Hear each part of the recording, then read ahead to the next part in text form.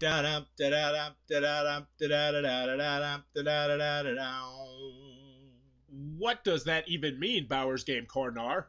Ahoy there, YouTube! I'm back again today for another game review. Today we're excited to check out the Lord of the Rings, the Fellowship of the Rings, the deck building game from Cryptozoic. This is for 2 to 5 players, ages 15 plus. It'll take about 30 to 45 minutes to play. And in the Lord of the Rings, the Fellowship of the Ring, the deck building game, you are going to be taking control of a Lord of the Rings hero and building up your deck. You're going to be acquiring different locations and artifacts and heroes and bad guys and villains and trying to gain the most victory points in the end. Now, this is another game in the Cryptozoic's deck building line. They have a whole bunch of different games with different themes. Does this one differentiate itself enough from the other ones to warrant a purchase? I don't know. Let's open it up and I'll tell you.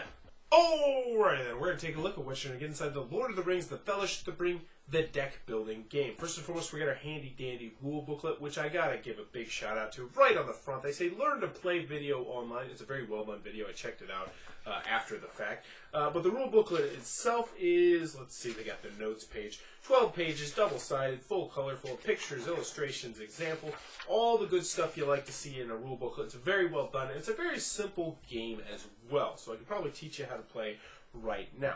So in this game, what you're going to be doing is you're going to be acquiring cards from the buy row and hopefully earning enough power, which is going to be the currency in the game, to defeat these big bad enemies over here. When you defeat the big bad enemies over here, they're going to give you X amount of victory points down at the bottom left, and you're also going to shuffle this into your deck, and it will give you a really cool, useful special ability that you'll be able to utilize as you go throughout your deck. Also, all the cards pretty much that you purchase are going to give you a certain amount of victory points. So this card right here, it's a very expensive card, but it's going to give you 2 victory points at the end of the game. Now there's a couple different kinds of cards you'll be buying. You'll be buying maneuvers and artifacts and allies, and there's heroes and enemies, all sorts of stuff like that.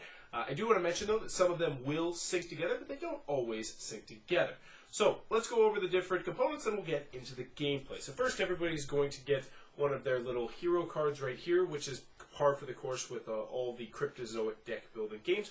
But unlike a lot of them, this one does not give you an inherent special ability because you're actually going to be getting a special ability card that's going to be shuffled into your deck. Now when you get your deck, you're going to get 3 despairs and 7 courage. Courage are going to give you power, aka the currency you need to buy cards, and despair are just going to be there to plug up your hand, which is unfortunate. But you're also going to get your special ability power, which is going to give you a really cool ability that only you will have throughout the game. So for instance, for Sam, he's got his bravery, so he's going to have +1 power. For every 5 cards in his discard pile, he's going to have an additional 1 power, which can come in useful, especially when you're about to shuffle up your cards.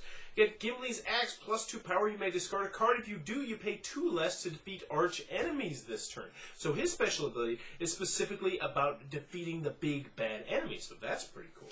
We got Gandalf's staff, +1 power. You may destroy a card in the path. If you do, replace it with the top card of the main deck. Ignore any ambush effects on that card, but because there are some cards that when they appear will ambush you and potentially do bad things to you. But you're going to get that and you're going to shuffle it into your deck with your other cards, and then you're going to be doing your typical deck building fashion. Now, so those are the cards you're going to start with. Now, also we have the main deck right here, which we alluded to a little bit. But there is one special card that I want to show you, which are really, really cool and unique to this. And those are going to be the fortune cards. So when they pop up, you might notice that they are free, and they're always going to do some really cool things. So when you buy or gain this card, play it immediately, then destroy it. That means it will go completely out of the game. Put a card from your discard pile into your hand. So that's just going to help you out 99% of the time. Now, obviously, you might not have a discard pile, and if you don't, well, tough cookies, but still very useful, and they're scattered throughout the deck, and they're really, really cool. I don't feel like they're too overpowered, and I like them a lot, but we'll talk about more of that in the pros and the cons. So we got our setup right here. We got our arch enemy over here, our big bad guy. We got some other purchase stuff you can purchase. You can always purchase this. This is the Valor, which is a maneuver. It gives you +2 power, 1 victory point at the end, and it's going to have 3 coins. And then we have corruption down at the bottom. Some cards will cause you to take corruption, and these are going to be negative points at the end of the game, so you definitely don't want to get those in your hand. Also, they'll clog up your head, but there are some cards out here that will get rid of corruption. So one last thing I want to mention is this deck right here. I'm not actually going to show you this deck because, well, it's supposed to be secret because it is kind of a little bit of a surprise. But this is going to include different alternate enemies that are part of Impossible Mode, which, let me tell you, especially when you're playing with a higher player count, they are incredibly difficult to get through there. They will just be constantly bombarding you and attacking you. Also, you'll get some additional enemies that you can scatter into here, so it's a little bit different every time, which is always a nice little twist. So, pretty simple gameplay. You're going to pick up 5 cards, 1, 2, 3, 4, 5, and then you're going to spend some stuff. So we started off, we got, 1, 2, 3 to spare. That's a sticky start. But we do have 3 power. We can discard a card if you do pay 2 less to defeat arch enemies this turn. We're not going to be defeating any arch enemies, so we'll take a look and see what can we afford that costs 3. This is the only thing that we can afford that costs 3, and also this. So for each different non-starter card type among cards you have or this turn, +1 power, or just this +2 power. This one sounds like a little bit more fun, so we'll purchase that card, put it into our discard pile, rinse, wash, repeat. This will come out, and then the next person is going to be able to take this. Lucky them. And that's pretty simple. You're just going to continue to do that, purchasing your cards, putting them into your deck, shuffling up until you defeat these guys. Now, a lot of these enemies over here, these arch enemies, are also going to come, when they first come out, they'll attack you, or they'll do some interesting things like that, and you'll have to deal with it. There's also some cards in the deck that will attack you, so other opponents will be able to attack you with some of the enemy cards, which you'll have to watch out for. But there's also locations that you'll set out in front of you that will be persistently out there, giving you somewhat of a buff, and those are really cool as well. But you're going to go until either this entire stack runs out, the main deck, or until all the arch enemies have been defeated. Once that happens, you will tally up the victory points in the bottom left. Whoever has the most points will be the winner of the Lord of the Rings, the Fellowship of the Ring, the deck building game, and that in a nutshell is how the game is played. Mokuri Dokuri, the Lord of the Rings, the Fellowship of the Ring, the deck building game. From Cryptozoic. What are my final thoughts? Let's go to the pros, let's go to the cons.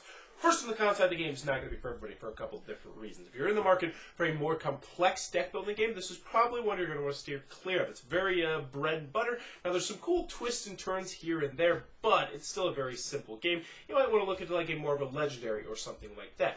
Also, if you own a different Cryptozoic deck-building game, this one might not set itself apart enough from the other ones to warrant purchasing both. So if you already own one, I might recommend trying before you're buying with this. Also, some people are going to be turned off by the artwork because it's actual artwork from the game. Or the movie, I should say.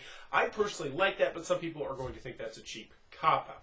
Another comment I have is that there are 2 other Lord of the Rings deck-building games, I'll review those eventually, and a Hobbit deck-building game, and they don't all mush together as easy as they should, and that is annoying. Also, you can't really mush this with the other DC, or with the other Cryptozoic deck builders, like the DC deck builder, as easy as you would like to. You can, but it's a little bit janky. I wish there was an easy way to do that.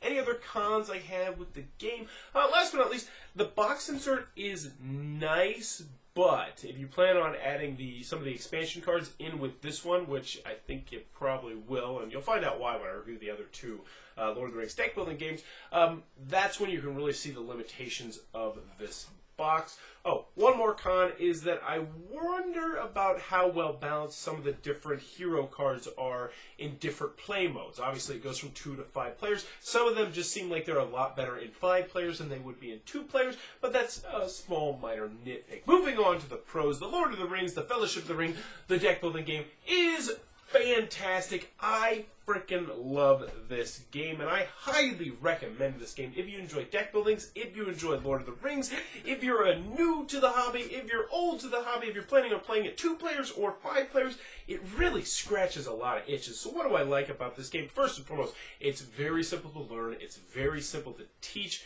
The artwork, the pictures from the movie are really cool and help you immerse in the theme. You can play it as a competitive game, and you will most of the time, but you can also play it as a quasi-cooperative mode because they include those impossible mode cards, and those are really, really hard sometimes. And I like that because essentially when the main deck runs out, the game is over, so you can just make it say, hey, if we can't get through everything before the main deck runs out, we lose the game. I wish they actually did have an official cooperative mode because it is still a little bit janky, just like kind of combining this with other Cryptozoic products, but it's still good. You can still play it. I also love the different twists and turns they decided to put into this game. What are they called? The fortune cards. The fortune cards are really super cool. Now that is going to turn some people off. The fact that just randomly someone's going to potentially just draw one of those and be super lucky. And you could potentially draw 2 in a turn. Who knows? It's highly unlikely, but it could happen. And that can really sway your fortune potentially if it happens at the right time. But I personally like that. I think it's thematic and it fits the movie as well. Like this one is Eagle Rescue or Eagle Escape, and that's really cool because that's just a good fortune that just happened to come out of nowhere. And I like that an awful lot. What else do I like about the game? I love the different cards. I love the card, your hero card, because those hero cards are fun. And each time you play, you're going to want to try out a different one. Because you'll be like, oh man, that's a super useful card. Like, how are you doing that? And that's cool. It gives you your own unique little thing. And I love that. I love that about a game. Because a lot of the times, when you play some of these deck builders like Dominion, I love Dominion, you don't have your own distinctive personality in the game. And this one, with that card, you really do.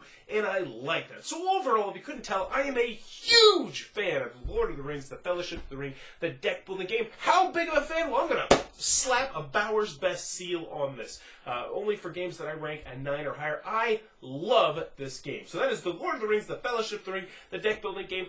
Does not get too much better than this deck building, at least for me personally, if you're in the market for a simpler deck building game. So that is my review of the Lord of the Rings, the Damn Fellowship of the Rings, the deck building game from Cryptozoic.